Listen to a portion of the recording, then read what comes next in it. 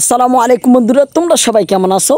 তো আজকে আমি তোমাদের নোয়াখালীর এক কথা আমাদের নোয়াখালীর কিছু জিনিস দেখাবো, মানে যেগুলো একদমই অসাধারণ। এটা তোমাদের গ্রামে চলে কিনা আমি তেমন একটা জানি না, বাট নোয়াখালীতে এটা একটু বেশি চলে।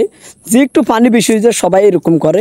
তা আমি তোমাদেরকে দেখাই একটা একটা করে। দেখো এই কূপটা আছে না, মানে ধর না এই দেখো সব জঙ্গল, কিন্তু দেখো এই কূপটা খালি।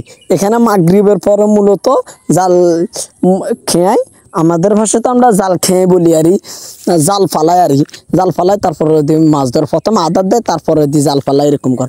দেখো ওইখানে আরেকটা আছে, চলো আমরা ওইটাই যাই। এই যে দেখো এইখানে একটা আছে, আর মানে একটা একটা আছে তো অনেক দূর, তো ওইখানে একটা, এখানে একটা, আরও ওইখানে একটা। তো অসাধারণ এক কথা। এগুলো তো মাছ প্রচুর পাওয়া যায় যখন একদম মাছের একদম বর্ষায়, তো মাছের সিজন, আর ওই সময় ভালো মাছ পাওয়া যায়। গতবার বেলে বড় বড় মাছগুলো পাইছি যখন বন্যা হয়ে গিয়েছিল। এবার তো প্রায় বন্যার মতো হওয়ারই অবস্থা। তো আলহামদুলিল্লাহ অসাধারণ, যদি বিশ্বাস করতে। প্রায় আমার তো প্রচুর পরিমাণে দেখতে ভালো লাগে যখন মাছ ধর। রাতের বেলা তো ভিডিও একদমই করতে পারি না, এদিকে আসিও না, অনেক দিন পরে আসলাম এইদিকে ভিডিও করতে। নিজের খামার নিয়ে বেশিরভাগ ব্যস্ত থাকি। তো তোমাদের জেলায় এরকম হয় কিনা অবশ্যই আমাকে কমেন্ট করে জানাবে। আর ফেসবুক থেকে দেখলে অবশ্যই ফেসবুক পেজটি ফলো করবে, আর ইউটিউব থেকে দেখলে অবশ্যই চ্যানেলটি সাবস্ক্রাইব করবে। আর মনে না চাইলে নাই।